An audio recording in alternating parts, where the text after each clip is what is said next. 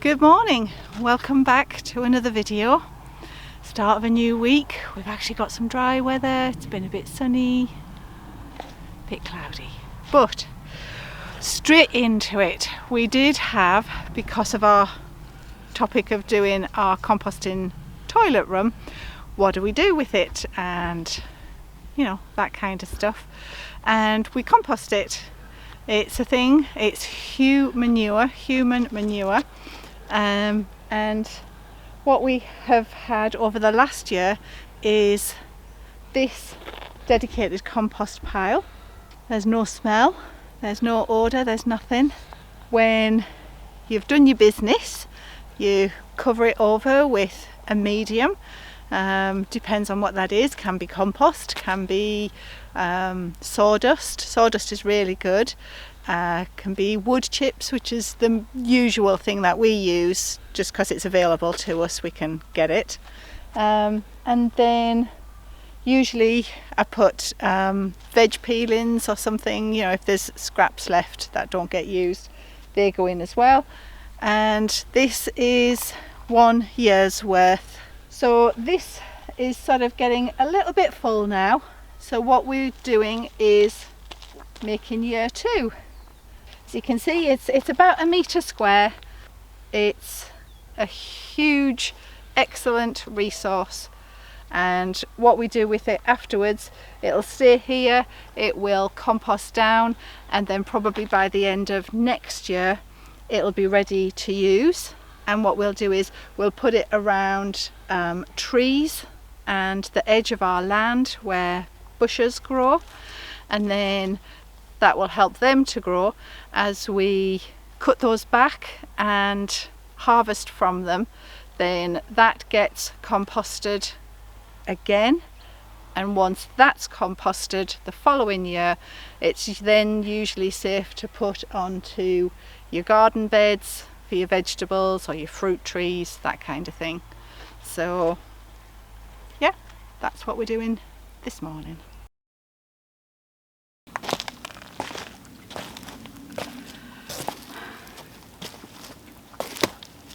And whilst it's so lovely, we're spending the day here on the land. Managed to collect up some more cardboard, so I'm continuing on going around the garden beds to make the paths easier. I'll bring in another bale of the seedy hay and get it spread out, because it's really keeping the place tidy. I'm going to do a bit of weeding. I had put hay onto this broccoli bed, and it's just been a nightmare holding seeds and all the little things that love to eat your plants. So I'm going to scrape all that out, perhaps give it a top dressing of some compost, and just enjoy being out in the sunshine. It's lovely. I've even had to take my sweatshirt off, so that's really nice. But I have got my wellies on, Liz.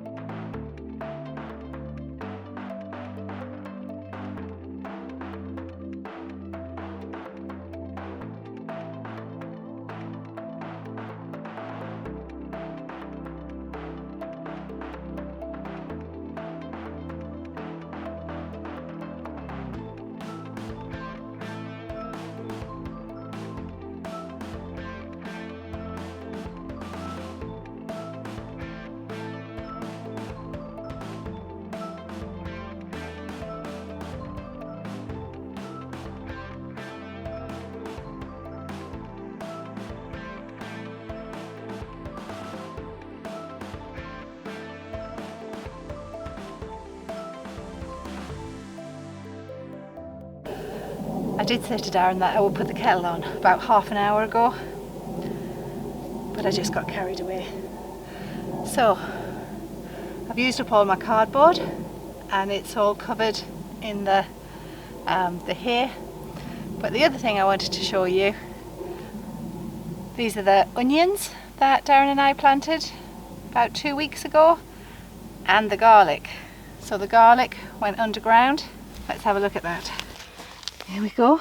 This is the garlic. Started here and to here. Nearly as big as the onions. Isn't that amazing? Oh, little red leaf. Brilliant.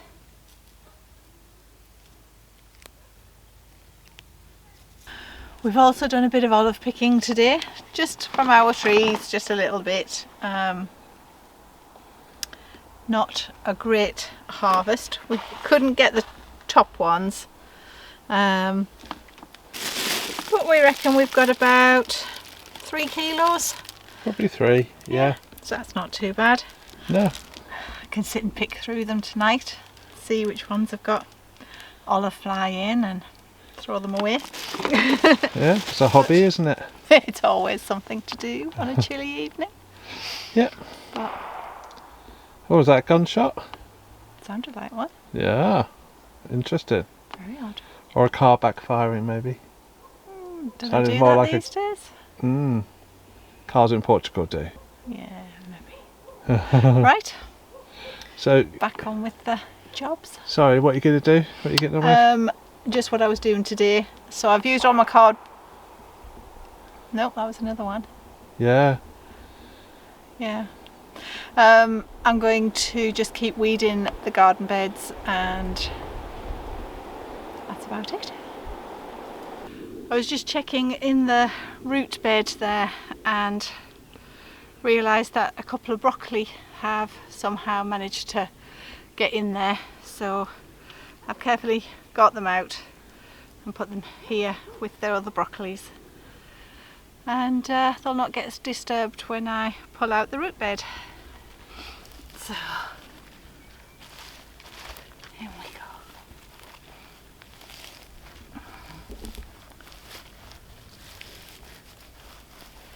So you might remember a week or two ago we went to a market, a local market, and we picked up these Jacaranda plants, Jacaranda trees in fact. The young gentleman that was selling them, he was telling us that he picked up the seeds from Castelo Branco and they're growing really, really well there. So hopefully they'll grow really, really well here, considering we're only about half an hour away. So what I'm going to do today, they're getting a little bit pot bound. The roots are starting to come through the bottom just a little bit, so they're ready to get potted on. So I'm going to take them from this pot to this pot, and hopefully that will give them a little bit of extra security. I can't think of the word. Yeah, that space. Hopefully that might give them a little bit of extra space. Is he doing it right, Max? Max has just got to check that I'm doing everything right. Good yeah. lad. Well, it's 4:15, so it's what he thinks is his tea time, because Max always comes for his tea at 5 o'clock. He knows 5 o'clock, and that's when he has his tea. But what, 2 weeks ago the clocks went back, so he thinks his tea time is now 4 o'clock. Yeah, and you've still got an hour to wait, haven't you, Max? He comes to me, and he just stares at you. He just stares at you. Says it's time for tea. Yeah, he doesn't understand daylight saving, unfortunately, does he? No. But he's a good lad. But we'll give him his tea at 5 o'clock. Okay, I'm going to get on with planting up the jacarandas.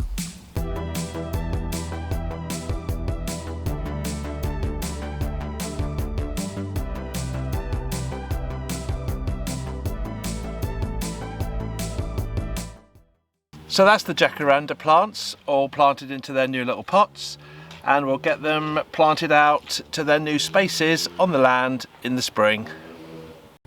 Hi everyone, I'm happy to say this video is sponsored by Fitville. Darren and I have wanted to come to this new park in Castelo Branco for some time now. It was finished and opened around August this year, and it's a lovely space. Max was over the moon to wander around, sniff and even meet a new friend. We thought it would be a great place to show you our new shoes that Fitville have kindly sent us. We've worked with Fitville before and have thoroughly enjoyed wearing their shoes. This time Darren chose a Brisk Walk Deluxe lace-up shoe. He said it gives him exceptional comfort with lots of support and a wide toe. I'm wearing the Brisk Walk Recovery slip-on, and I find its shock absorption and support really helpful, and the quick functional slip-on design is great on a morning when Max just won't wait for me to get out the door and take him for a walk.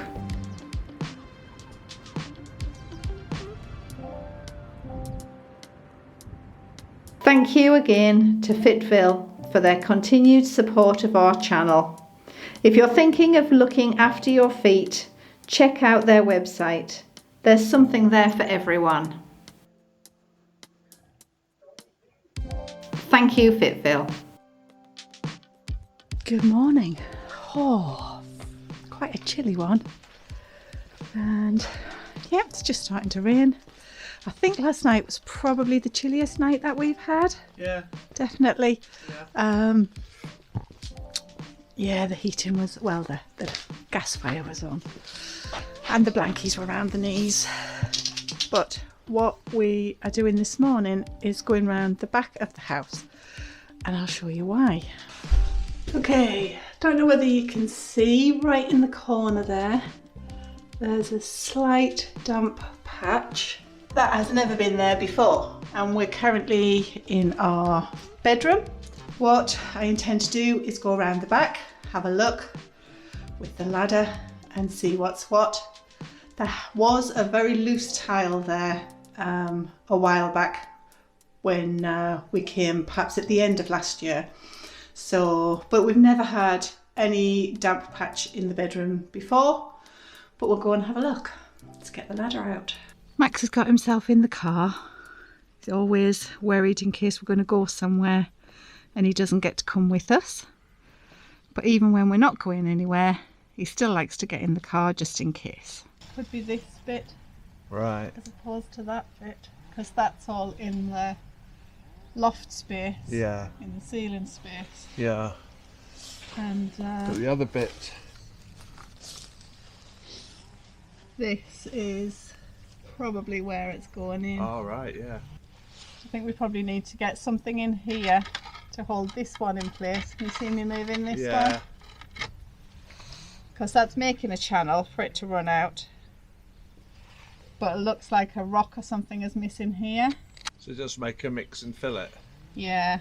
We'll get the little thing in and scrape it out like we did before to get all the little Loose bits stuff's out, yeah. And then That does look like a hole. Yeah. And not a lot of water coming through, but as you say, that channel just above. Yeah, if we can fix this, because I think that's what it is. There's probably, most of it's coming off here. Yeah. But a little bit's going down, and then it's eventually soaked through because we haven't had that much rain now. No. But it's all wet, isn't it? Yeah.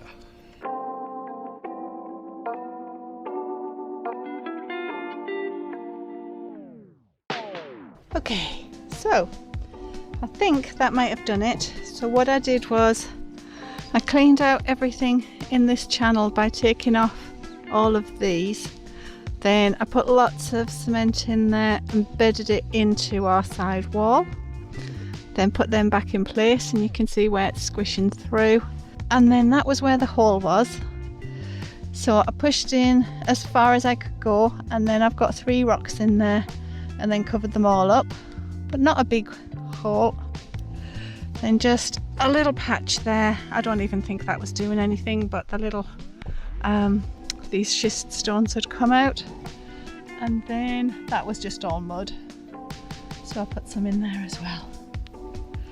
But this back wall here at the top I would like to clean and render properly, and then make a good edge with the render so that it comes down and the rain runs off and doesn't go onto the schist.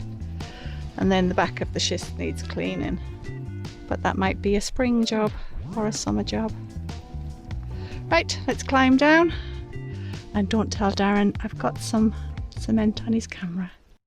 Our next job is to put a curtain on here. A lot of you were concerned about our privacy when using the toilet room, so it was always our plan to put a curtain on. So what I want is a piece of wood over this section, then coming out, and then adding a pole to that, and then the curtain will hang down. And I've got it all set up outside so Darren can get sawing it. We've got all the pieces cut out. This is our underside to go in the doorway itself. Then the large piece goes up the side of the wall, and then I can hold it like that. Then our triangles sit here. They'll have a hole cut in them and the dowel will go through. Simple. So take 2. Didn't have my proper glasses on when I was measuring this, so it was too big. Thankfully too big rather than too small. Yeah. So, oh, still a bit tight, but it's gonna fit. It'll fit, yeah. Good. Nice. So the idea is that goes like that. Yeah, I'll bring this one in. This one goes on here like that. Yep, and then they fit to a nice snug Yeah, right so just angle. hold that like that. It looks tidy. And then these ones with the holes in to hold the dowel will go like that. And that'll be our curtain rail made. Yeah, that feels like it's going in, yeah? I think so. Yeah, It's gripping, yeah.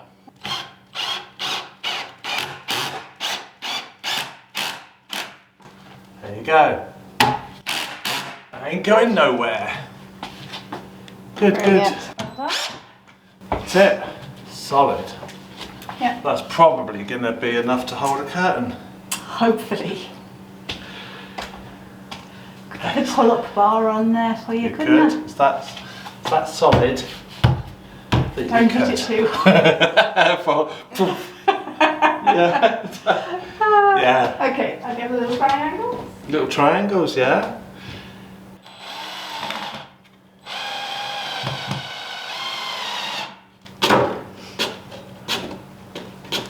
Just... There we go, see? What you like. So there's a spare piece of dowel, so Elaine has to use it. Absolutely. It's not going to go to waste. It was raining outside and it fell on the floor in the rain for about 3 seconds. And I ran outside to pick it up. Ran outside to rescue this piece of dowel because you're going to use it for... I'm going to make a toilet roll holder out of it. Perfect. Save this from our camper, so it's going to all get used. It's going to get used. Yeah, so I think we'll go in I think that's brilliant. like that. If we take it all the way through and maybe bring it, you'll be able to drill all the way through. Yeah, yeah. There. So bring it all the way through just to give it a bit of stability. See, I can say that word properly now. And then I can glue it in. And Okay. we toilet roll. Really good. How about if you push it halfway through? Push the dowel halfway. There you go. 2 toilet roll holders. That was the plan all along, really, wasn't it? Hey, you just have these little notions, don't you? There we go. Perfect. When I was in the garden today, one of my jobs was thinning out the carrots. And that's where you pull out a lot of the tiny ones where they're too close together. And rather than waste them, what I thought I would do is try and make some carrot top pesto. So here's my carrot tops. You can even see one little thin carrot. And I've also got a bit of flat leaf parsley out of the garden. So I'm going to put them in my blender with some olive oil, salt, pepper, and then I might put in some walnuts as well and see how that turns out. So that's just roughly chopped up and squashed into my blender. I haven't used all of the flat leaf parsley because it's really strong, but I could add some more in, I think. the carrot tops, you can actually taste the freshness and the carrotiness in the leaf as well. So now I'm going to add some olive oil and salt and pepper and give it a blend up. I have my walnuts ready to go in. Just going to pop them in and whiz all of that up as well. There's quite a bit there, so I'm going to put some into a jar and I'll refrigerate that for later, but it looks and smells amazing. There we go. That's our carrot top pesto pasta with pork fillet. I've done some onions and peppers to go with the pork, a little bit of Parmesan cheese on top. And the good thing is we have a big pan full left for lunch tomorrow.